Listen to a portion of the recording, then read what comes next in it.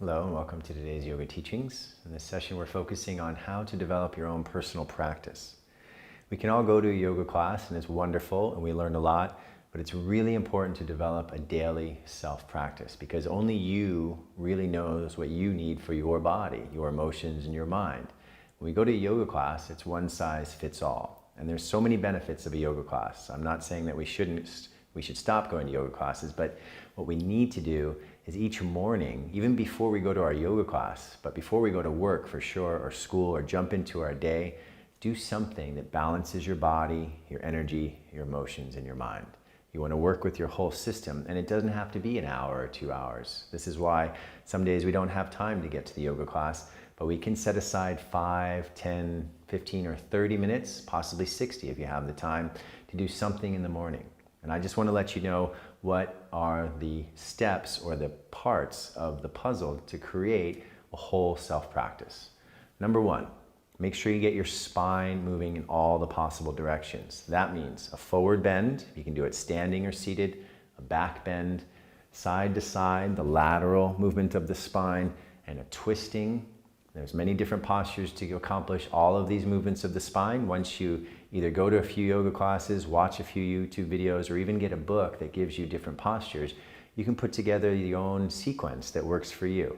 The important thing is to get that spine moving in all the directions, and it's also very helpful to do an inversion towards the end, where you turn the body upside down, where the feet are above the head and the heart. And this gets the energy flowing into the higher chakras, into the heart and the head. Very important part of our practice as well. We say that the inversions actually reverse the clock of aging. So this is why we want to get the spine moving in all the directions, because the spine is the most important part of our body in our yoga practice. This is the health of the entire nervous system, and of course it's the health of the brain connected to the spine. So when we open the spine, we open what's called the biggest channel in our energy body, Sushumna Nadi. And this nadi is where the chakras are located.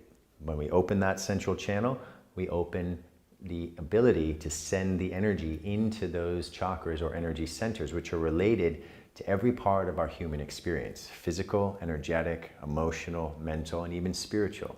It's a very deep science, and you can watch other videos on this YouTube channel about chakras and how to understand working with them.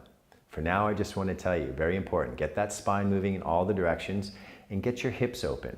You can spend a little time getting these hips open. Many of us in the West and around the world sit in chairs all day and our hips get very tight. It's very possible for us to even store locked emotions in our hips. So you can do a variety of things to get the hips open. If you move the spine in all the directions, you get the hips open, that can take literally 5 to 10 minutes, just a bit of asana stretching. Then what I really recommend is a few minutes of alternate nostril breathing, because that balances the two hemispheres of the brain. It balances the holistic yin and yang energy, the polarity of the energy within the being, the solar and lunar, many different ways to refer to this energy, but we all have a plus and a minus charge in our body, a masculine and a feminine, and we want to bring that into balance. So by doing the spinal movements, getting the hips open, doing an inversion where you turn the body upside down, and a few minutes of breathing, then you can just simply close your eyes and be aware of your breath, or say a mantra in your mind. And there you have a holistic practice. Now that can take 10 minutes. It doesn't have to be long, maybe 15. And if you put a few sun salutations at the beginning of the practice, this helps to warm the body. You can do 2 or 3 rounds. And there's a video on this channel about how to do the traditional sun salutations as well. So I hope you understand the point. If you would like to feel happier and healthier, it's your responsibility to take charge of your health, to take charge of your own evolution, and to take a step every morning to bring yourself into balance, so that when you go out into the world, you go out from a place of being centered, happier, healthier, and more in balance. And that way, you have a different experience in your life, and everybody around you has a better experience of having you in their lives. So it's a gift to yourself, and it's a gift to everybody in your life. It's a really important practice to do something every morning, and this takes discipline. And we all have excuses about why we can't do it. It takes too long, I don't have enough time. Well, the truth is, 10 or 15 minutes, we all have that. All you need to do is set your alarm a little bit earlier, go to bed 10 minutes earlier, 15 minutes earlier, and if you get up and do this, try this for a week, and you'll see how much better you feel physically, emotionally, and mentally. And then it'll become easy because the incentive is already there. So please give this a try. It's worth it. It's your medicine. It's your therapy. Every day you start with something, and let's say you only have 5 minutes. There's a couple things you could do.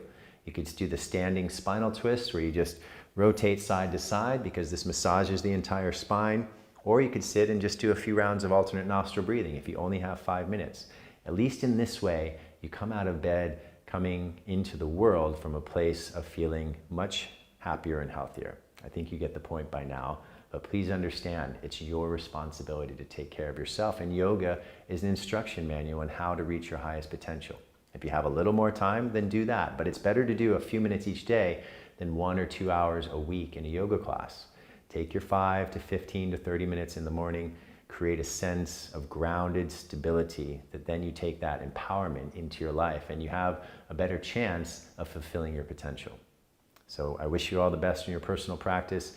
You can watch the videos on this channel. There's a lot of information about different postures, breathing techniques, and things that, meditation and things that can help you to develop your own personal practice. You can find a teacher, ask them questions, and take the time every morning.